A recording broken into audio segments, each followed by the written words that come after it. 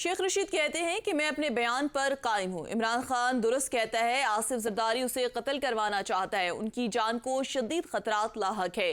مخالفین کا منصوبہ عمران خان کو نااہل اور مائنس کرنا ہے۔ میرے وکیل نعیم حیدر نے تھانے میں بیان جمع کرا دیا جو پولیس لینے سے انکاری ہے۔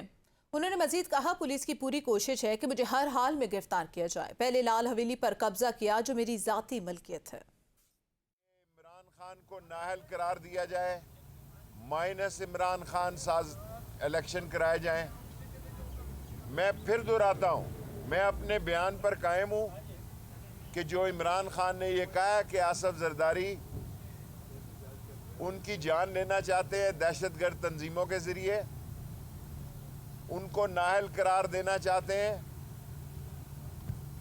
اور مائنس عمران خان جو ہے وہ الیکشن کروانا چاہتے ہیں، کیونکہ آصف زرداری سمجھتا ہے کہ اگر عمران خان جیل گیا تو ایک عوام کا سمندر ہوگا۔ نعیم حیدر صاحب جب تھانے میں گئے تو انہوں نے بیان لینے سے انکاری کر دیا۔ بدماشی کی انتہا ہے، تھانوں کے اندر غنڈہ گردی ہے، اپنے ایس ایچ اوز لگائے گئے ہیں۔